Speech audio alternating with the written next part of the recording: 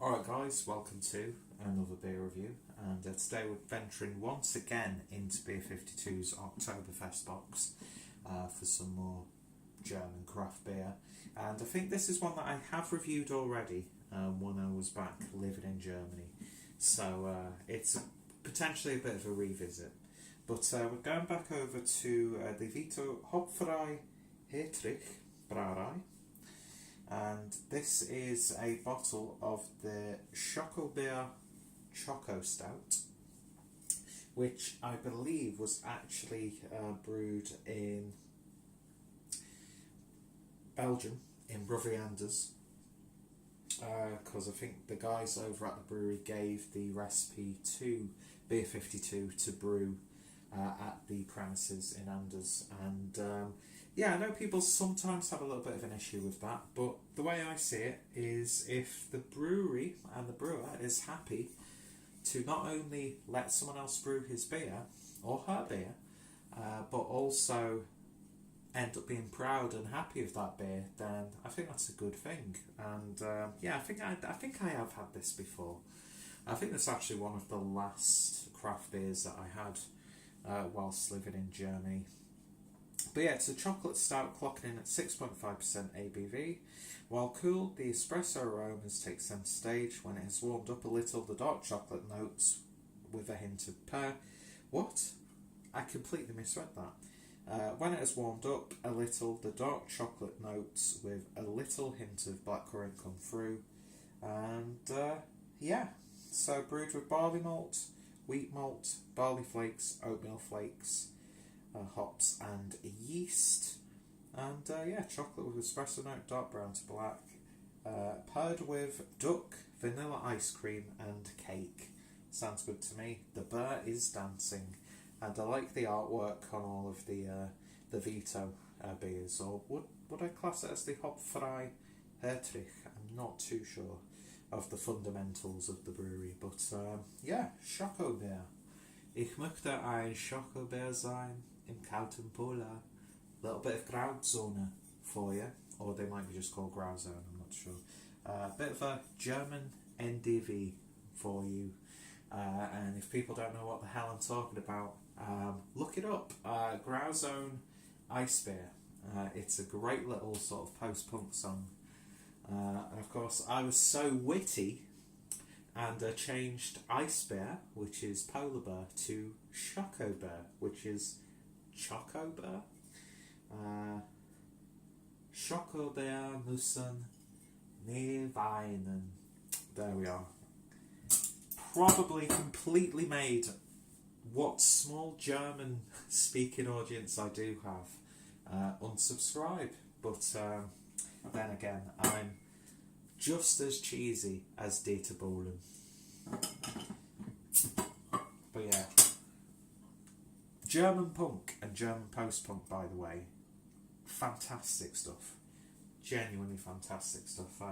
Just look up on YouTube, just type in NDW, Neue Deutsche Welle, and you will hear some absolutely wonderful pieces of punk and post-punk. But anyway, I digress. So, brewery itself has won a lot of awards for this beer, and I think even at the World Beer Awards. I'm not too sure where they actually stick the sort of like silver and gold stickers onto the bottles that won that year. And to keep it German, I've got my Pirate Brew Berlin t-shirt on, and I'm going to be using my Regensburg Craft Beer Festival glass, which the brewery were at last year, I think. But I didn't get to see much of the festival because I was being accosted by Max from Yankee and Kraut, being given every beer under the sun, and basically spending the rest of the time with Andreas and Christipa at Pirate Brew Berlin, and of course with Sebastian from Freigeist. And yeah, it was good times, and I'm looking forward to next year.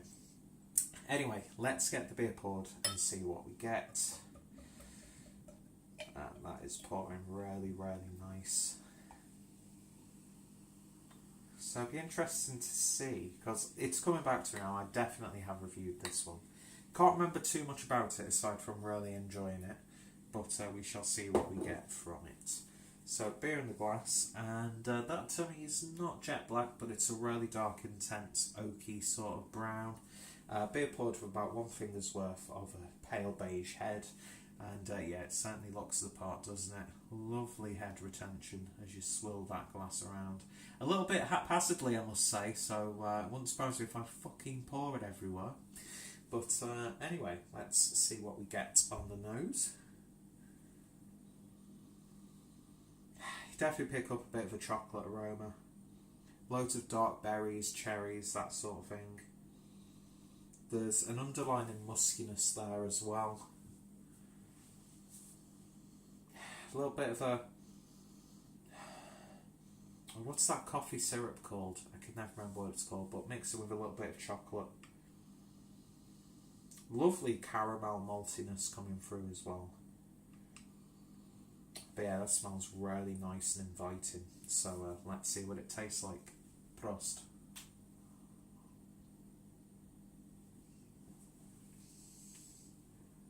Oh. The chocolate flavour in that beer is nothing short of remarkable.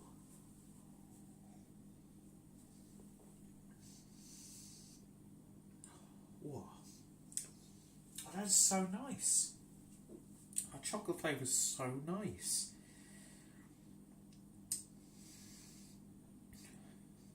Do you know what? This is definitely something that you would pair with a dessert. Chocolate with espresso? No. Bang on. Absolutely hit the spot there with that description.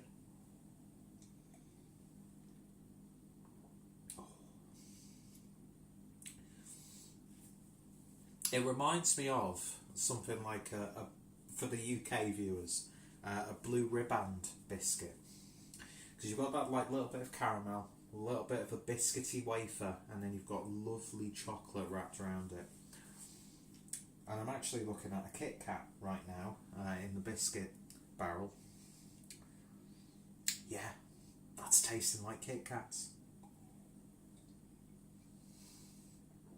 It's even got a bit of like a chocolate liqueur vibe about it. It's a gentle espresso, but it's a welcome gentle espresso. It's really good.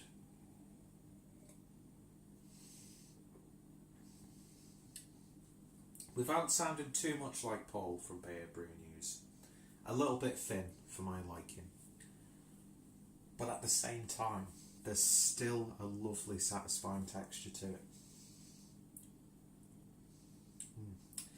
This would be so good, like reducing it down and incorporating it into some baking. Like beer infused chocolate brownies.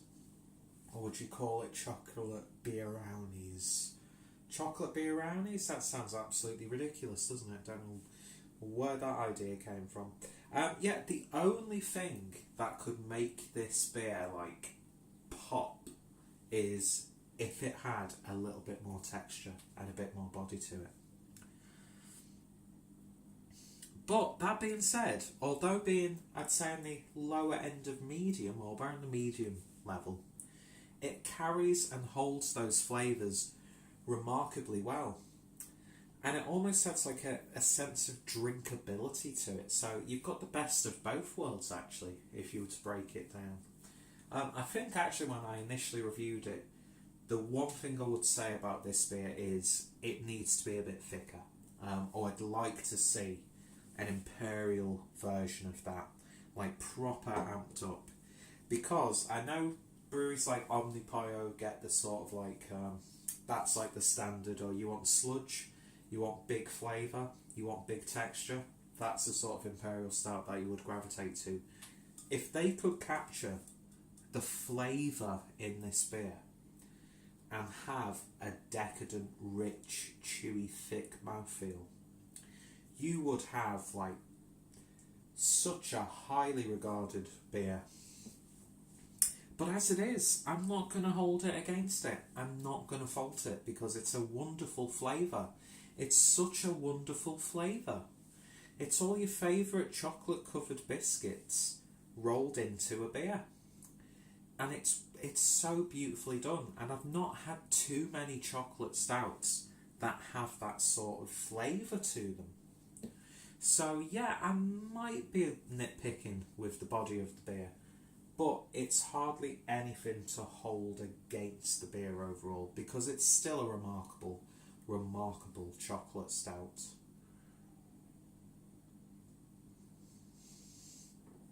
Oh, it's fantastic. It really, really is. And full credit to, full credit to Anders for doing this beer justice. Again, I can't really at this point compare it to the first time I had it in Germany, so I wouldn't be holding it, comparing the two side by side. Although that would be good if I could have got a bottle of this from Germany and then drank it side by side with the version that's brewed at Anders. But I don't think there's much in it. It's a very familiar tasting beer, and I think I'm having the same, almost similar reactions. Of course, I've not watched that initial beer review. I keep saying that as if it is actually in existence. I can't remember, but I do remember drinking and reviewing a couple of beers from these guys, because I'm sure I picked them up from Beretta. I'm sure of it. If I have done, the links will be down below. But yeah, that's absolutely lovely stuff, guys. That really, really is. And yeah, so I'm not too sure where these guys are based back in Germany, but yeah, if you come across this beer, definitely give it a go.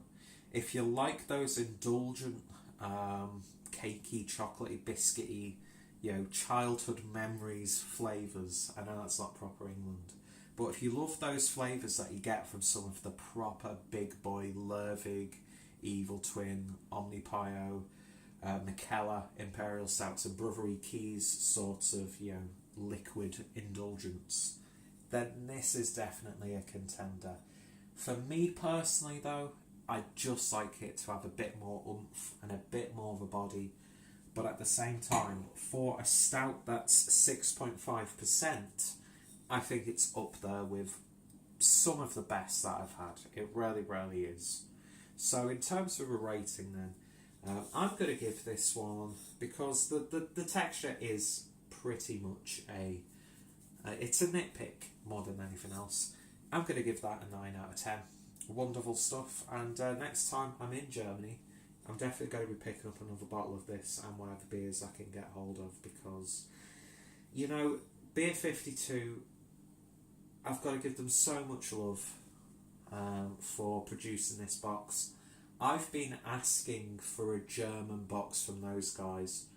Obviously, I've never vocalised it to Beer52 or anything like that, or I didn't create a petition or anything to that extent, but inside I was like, please release a German craft beer box. Please release a German craft beer box. And they did an absolutely wonderful job. As you will have seen with the related beer reviews that I've done from that box. So yeah, hats off to Beer52, hats off to Hopferei Hertrich, hats off to Brouwerij Anders as well, because they're doing some really good stuff also. And yeah, 9 out of 10. Fantastic. Give it a go if you come across it. And if you have tried it, let me know your own thoughts and opinions in the comments down below. Again, apologies to my German-speaking audience for that horrific vocal beer tube rendition of Grauzonen's ice beer. But I'm the clueless drinker. I'm an absolute joke. Anyway, thank you for watching. If any of my friends and fellow beer tubers have reviewed this, their link is down below. Check out the brewery, check out Beer52, check out my German craft beer playlist for some more wonderful examples of craft beer, because as I've said countless times, Germany are, for me, the greatest brewing nation of all time. They've got the historical, they've got the tradition, but they've got, for me, one of the most exciting and interesting craft beer scenes, because they've got to work around the purity laws, and you know, you're getting some stellar examples of brewing within those constraints, and doing it within those constraints, then breaking tradition, pushing it right to the edge of, you know, can they call this beer, or does it have to be called such and such? Because I think you can. I don't think you're not forbidden to brew outside of there, but I think there's a lot of legislation and a lot of red tape. I could be completely wrong. There are some draconian aspects to the purity laws, of course, because, you know, of when they were formed. But at the same time, some of my favourite beers of all time are brewed under those laws. So I'm sort of like, I'm flip-flopping, I'm on the fence. But yeah, it's just amazing that I can get beers like this, and I so look forward to going back to Germany and just stocking up on beers that I've been missing, on a scene that I've been missing, and yeah, that's why big love to Beer52 for putting that box together and releasing what's probably the best box of the year. Just gonna put it out there. So yeah, thank you for watching. Don't know what this video turned into, but I'm glad you stuck around with me and watched. And yeah, I shall hopefully see you later. Cheers.